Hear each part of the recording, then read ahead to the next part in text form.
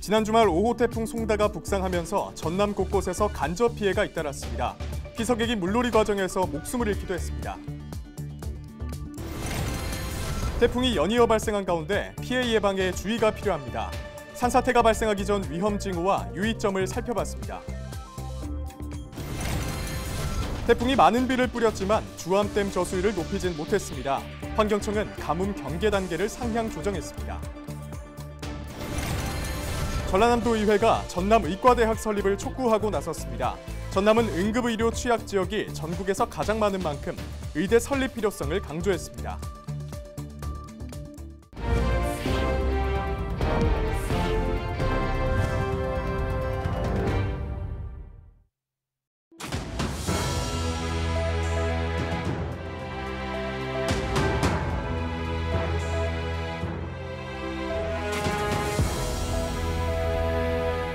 여러분 안녕하십니까? 헬로TV 전남뉴스입니다. 지난 주말 5호 태풍 송다가 북상하면서 광주 전남 지역에 많은 비가 내렸지만 주암댐 저수위를 높이지는 못했습니다. 환경부 영산강 홍수통제소는 현재 주암댐의 저수율이 25.7%라며 기존 가뭄주의 단계에서 경계 단계로 상향 조정했다고 밝혔습니다. 가뭄 경계 단계에서는 농업용수 실사용량의 20에서 30%를 추가 감량합니다. 한편 순천시 주암면에 본댐이 있는 주암댐은 광주시와 나주, 목포, 화순 등 전남 서부권의 생활공업 농업용수를 공급하고 있습니다. 지난 주말 전남은 태풍의 여파 때문에 한꺼번에 많은 비가 내리면서 곳곳에서 간접 피해를 입었습니다.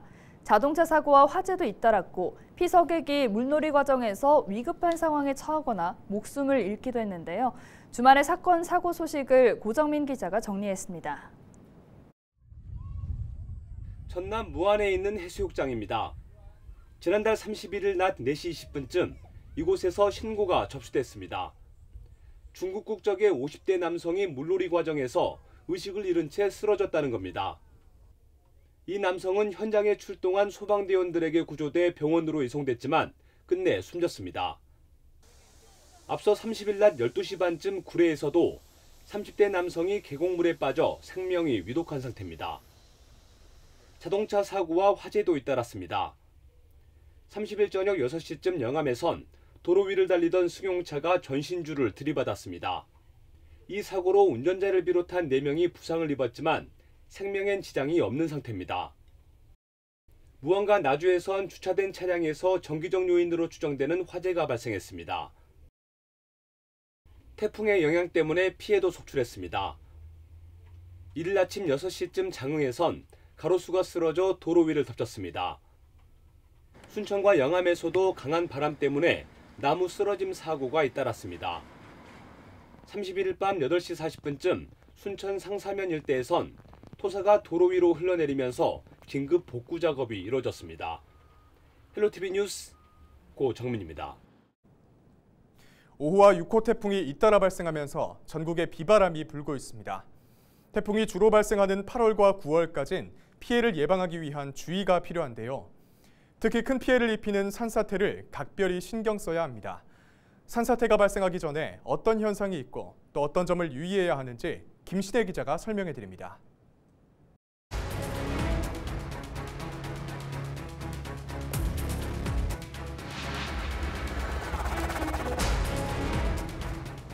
지난해 7월 전남 광양에서 발생한 산사태로 주민 1명이 숨지고 주택과 창고 5채가 무너졌습니다. 같은 달 경남 김해에서는 아파트 인근 산비탈에서 토사가 쏟아져 옹벽이 붕괴될 뻔한 아찔한 상황이 벌어졌습니다.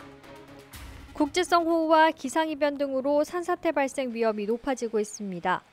최근 10년 동안 발생한 국내 산사태 규모는 2,600여 헥타르로 18명이 목숨을 잃었습니다. 국립재난안전연구원이 산사태 예측과 충격 실험을 진행한 결과 붕괴가 시작된 지 5초 만에 계측기가 파묻혔습니다. 계측기에 감지된 충격은 목조주택이 완전히 무너질 정도였습니다. 이처럼 산사태는 눈 깜짝할 사이에 큰 인명피해가 발생할 수 있기 때문에 각별한 주의가 필요합니다. 먼저 산사태가 발생할 수 있는 위험 징후를 기억하고 살펴야 합니다. 평소와 다르게 그 비탈면에서 많은 양의 물이 샘솟거나 흙탕물이 흘러내리는 경우, 바람이 불지 않는데 나무가 흔들리는 경우, 산속에서 큰 굉음이 들리는 경우, 그리고 돌이 위에서 반복적으로 굴러 떨어지는 경우가 있습니다. 또한 그 주택지 도로 주변에 흔히 볼 수 있는 옹벽 축대에서 그 균열이 발생하거나 배수구에서 흙탕물이 나오는 경우도 각별한 주의가 필요합니다. 이 같은 징후가 나타났을 때는 신속하게 대피하고 119와 지자체에 신고해야 합니다. 또한 산사태 특보 발령 시 행동 요령에 맞게 대처하는 게 중요합니다. 산사태 주의보가 발령됐을 때는 간단한 생필품을 챙기고 대피 장소를 미리 알아두는 것이 좋습니다. 경보 발령 시에는 산사태가 위에서 아래로 발생하기 때문에 직각 방향으로 대피하는 게 안전합니다. 자연재해 인명피해 가운데 절반 정도가 산사태 등으로 인해 발생합니다. 피해를 최소화하기 위해서는 위험 징후를 꼼꼼히 살피고 지자체에서도 예방을 위한 대책을 적극적으로 추진하는 것이 중요합니다. 헬로티비 뉴스 김신혜입니다. 전남도의회가 전라남도 의과대학 설립을 정부와 국회에 촉구했습니다. 전남도의회는 1일 성명을 내고 전남은 광역자치단체 가운데 유일하게 의과대학이 없고 응급의료 취약지역이 전국에서 가장 많다며 정부와 국회는 도민의 생명과 직결된 의과대학 설립을 조속히 추진하라고 밝혔습니다. 도의회는 현재 의료자원이 수도권에 집중돼 전남의 응급환자 유출률이 40%로 전국에서 가장 높고 30년 뒤에는 고령 인구가 도민의 절반에 달하기 때문에 의과대학 설립이 절실하다고 강조했습니다. 도의회는 이날 성명 발표를 시작으로 의과대학 설립을 위한 도민 토론회와 서명운동 등 공감대를 만드는 활동을 이어갈 계획입니다. 러시아와 우크라이나 사태가 장기화되면서 유가 상승이 지속되는 가운데 전라남도가 어업용 면세유 지원을 확대하기로 결정했습니다. 지난달 말 기준 어업용 면세유 가격은 경유 기준 리터당 1,492원으로 연초 717원보다 2배 이상 오른 상태입니다. 전라남도는 추가 예산 96억 원을 편성하고 전남에 주소를 둔 연근해 어선과 어장관리선, 양식장 등 경영어업인을 대상으로 어업용 면세유 인상액의 50%를 지원할 계획입니다. 전남도가 인력난을 겪고 있는 조선기업을 돕기 위해 추경 예산을 확보해 지원합니다. 도내 조선기업인 현대 3호 중공업과 대한조선은 지난해 선박 64척을 수주해 최근 10년 새 최대 호황을 맞고 있지만 인력 부족과 원자재 가격 상승으로 어려움을 겪고 있습니다. 이에 전남도는 신규 취업을 위해 이주한 200명에게 5개월 동안 월 25만 원을 지급하고 근로복지법인에 복지기금 6억 원을 지원하는 등 모두 15억 원을 지원할 방침입니다.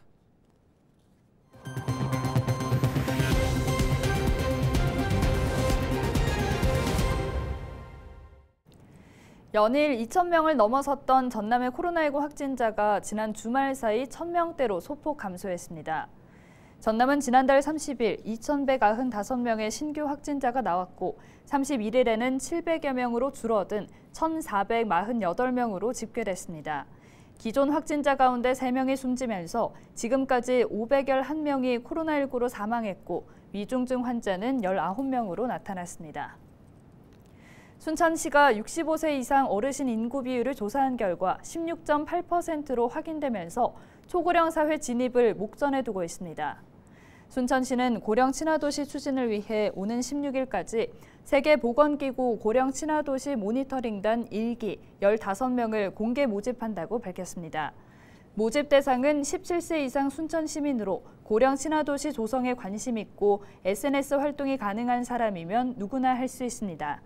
한편 순천시는 지난 6월 세계보건기구 고령 친화도시 인증을 받았으며 어르신을 위한 49개 과제를 추진할 방침입니다. 순천시와 순천농협이 2023 순천만 국제정원 박람회 성공 개최를 위해 공동 협력하기로 약속했습니다. 순천농협은 임직원 600명의 박람회 전기간 입장권과 조합원 입장권 등 1억 5천만 원 상당의 입장권 구매에 약정했으며 전국 농협을 방문해 박람회 홍보에 나서기로 했습니다. 노관규 순천시장은 순천농협 약정을 시작으로 기관, 단체, 기업의 관심이 높아질 것으로 기대한다며 지역사회의 동참을 요청했습니다. 전국에서 가장 큰 농협의 장이시고 또 끌고 가는 지도자님들이 오셨기 때문에 여기서만 함께하는 것이 중요한 게 아니라 전국의 농협을 상대로 우리 순천 농협의 위상도 올리고 우리 순천시 전라남도의 위상을 올리는 그런 박람회가 될 수 있었으면 정말로 좋겠습니다.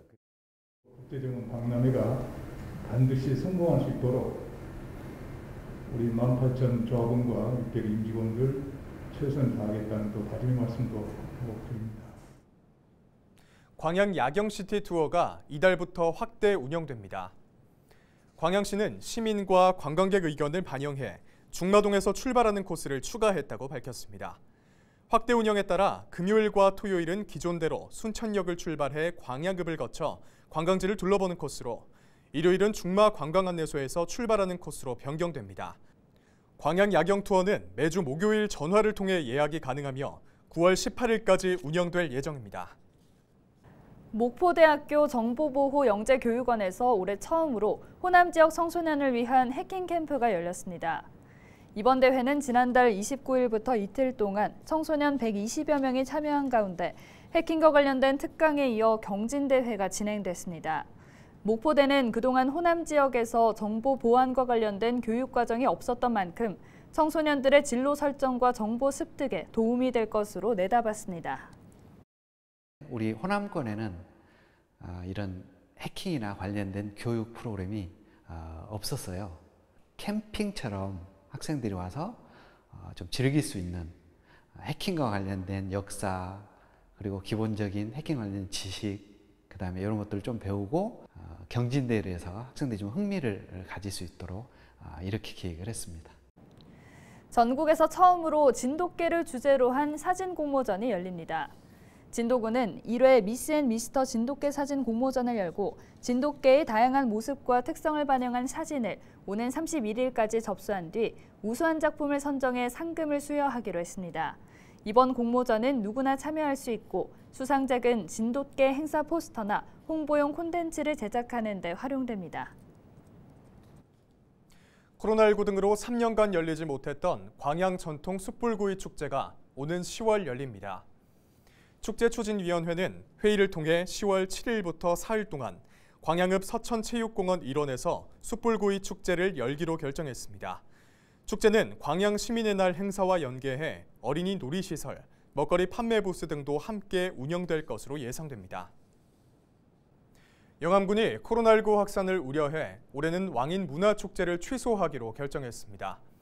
영암군 향토축제추진위원회는 최근 긴급회의를 열고 연일 확진자 증가와 켄타우로스 등 신종 변이가 유입되고 있는 만큼 축제를 전면 취소하기로 결정했다고 밝혔습니다. 영암군은 올해 축제를 취소하는 대신 내년엔 더 내실 있고 시대에 걸맞는 축제를 선보이겠다고 강조했습니다.